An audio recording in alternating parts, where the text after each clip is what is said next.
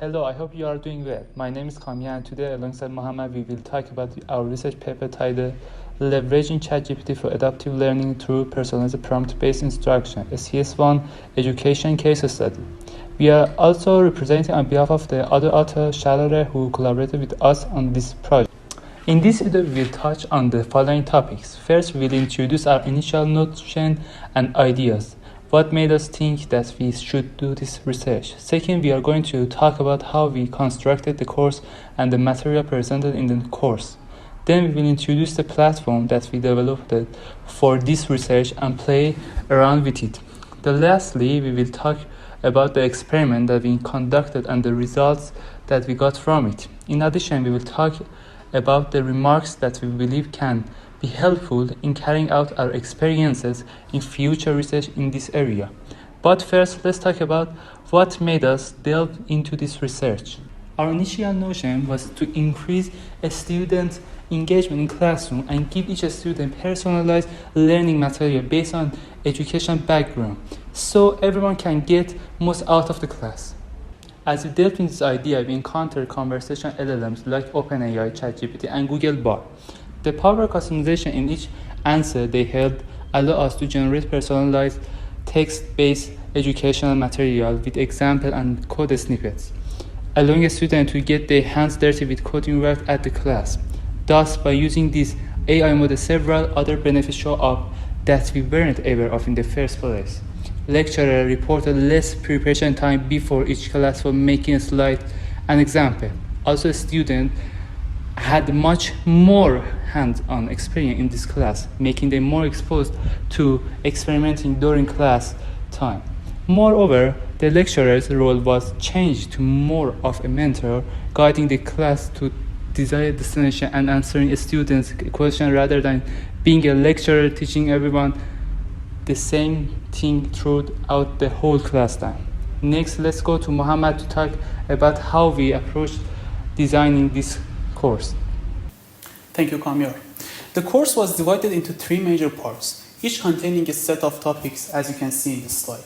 This curriculum was extracted from top universities' curriculums for teaching introductory programming and is one of the most typical curriculums taught throughout the whole education system. However, to make our idea come true and ready for the case study, we developed a platform so students can interact with and don't have to write prompts on their own into ChatGPT, preventing them from time-wasting procedure of typing and making them use the proper prompts that were crafted for them uniquely.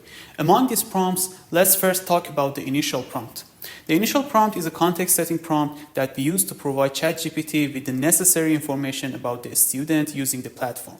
Also, this prompt is used to tell ChatGPT to act as an introductory programming teacher. This technique is called the persona pattern, which you can learn more about in our paper. Notice that no personal information was disclosed with ChatGPT or any other tool or person.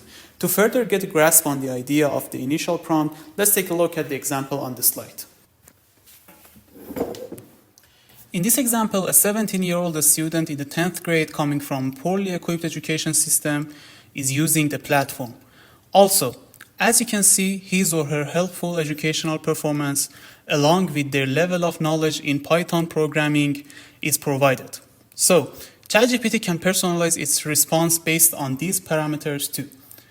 Our studies show that ChatGPT tends to give more complex examples to students with stronger backgrounds and explains more thoroughly to students with relatively weaker backgrounds. Now, let's see the platform and play around with it to get a better sense of it. This platform is currently up and running at learnprogrammingwithgpt.com. When students open this website, they will see a minimalistic page where they can select their language and enter their unique ID.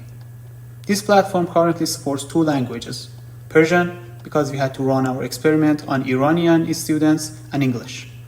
Each student is assigned a unique ID, which they can enter in the box to be redirected to the main page of the website. This ID is associated with their unique initial or context-setting prompt.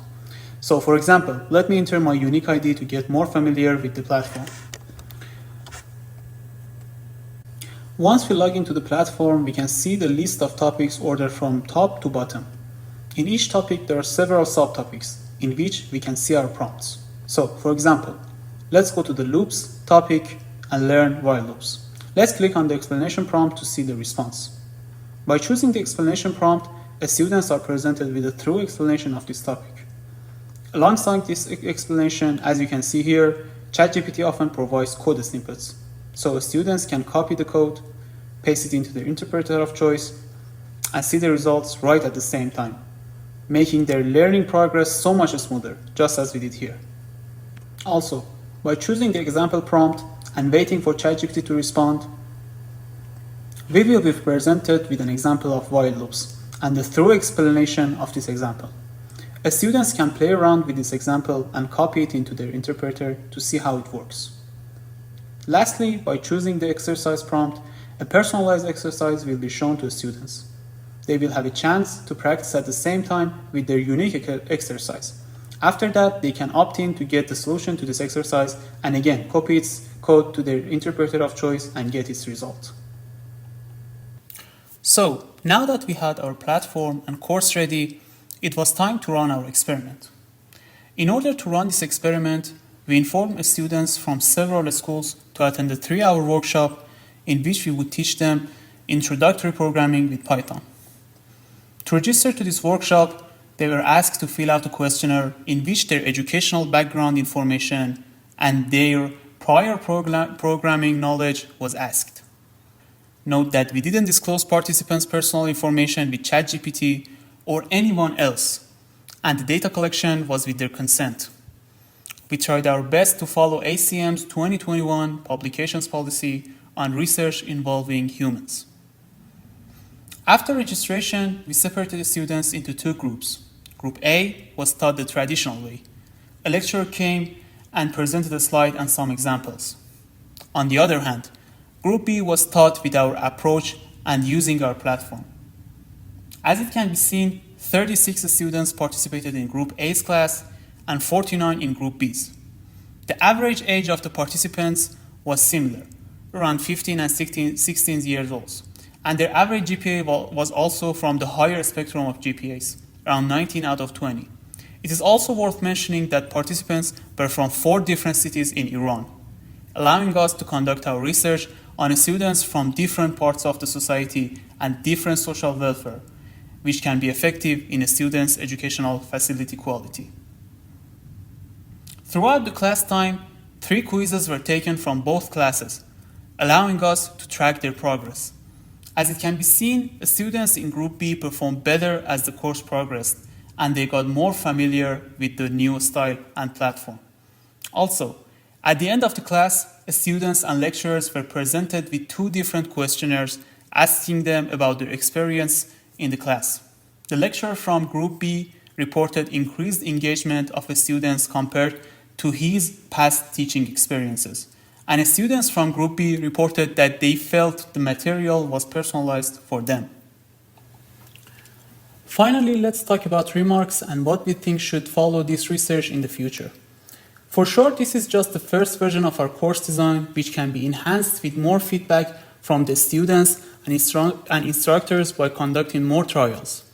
Furthermore, our study primarily focuses on students from high school, but there is a vast potential to extend this teaching method to learners of different age groups.